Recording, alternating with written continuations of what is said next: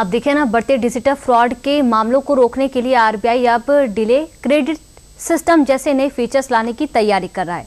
नए प्रस्ताव के तहत यूपीआई पेमेंट्स में 10,000 रुपए से ऊपर के भुगतान पर पैसे तुरंत फाइनल सेटल नहीं होंगे। क्या है पूरा प्रस्ताव, जानने के लिए देखिए रिपोर्ट। अगर आप भी हर छोटी बड़ी बात के लिए यूपीआई से पेमेंट कर देते हैं तो ये खबर आपके काम की साबित हो सकती है। दरअसल डिजिटल पेमेंट के बढ़ते इस्तेमाल के साथ ऑनलाइन फ्रॉड के मामले में भी तेजी आई है। इसी को देखते हुए रिजर्व बैंक ऑफ इंडिया यानी आरबीआई एक सख्त कदम उठा रहा है।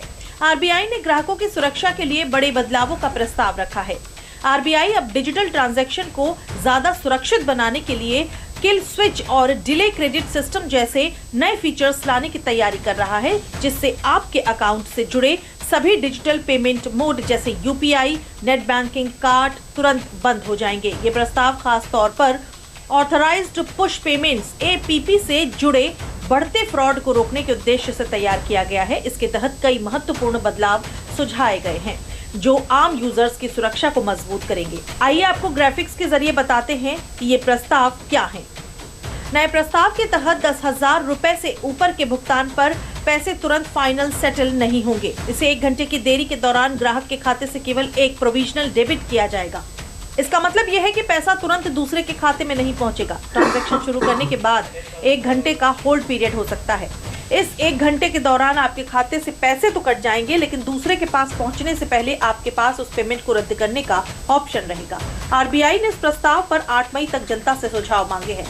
समीक्षा के बाद इन सुझावों को औपचारिक दिशा निर्देशों का रूप दिया जा सकता है।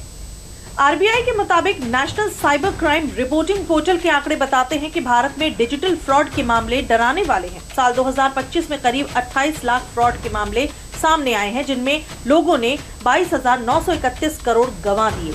म्यूल अकाउंट्स दूसरों के नाम पर खुले जो खाते हैं, उनके जरिए होने वाले फ्रॉड को रोकने के लिए आरबीआई अब खातों में आने वाले कुल क्रेडिट पर भी सीमा तय करने पर विचार कर रहा है। इसके अलावा अगर आप किसी ऐसे व्यक्ति या मर्चेंट को पैसे भेज रहे हैं जिसे आप जानते हैं, तो आप उसे अपनी व्हाइट लिस्ट में शामिल कर सकते हैं। व्हाइट लिस्टेड लोगों को पेमेंट करने पर ये 1 घंटे की देरी लागू नहीं होगी, जिससे नियमित लेन देन में परेशानी नहीं आएगी।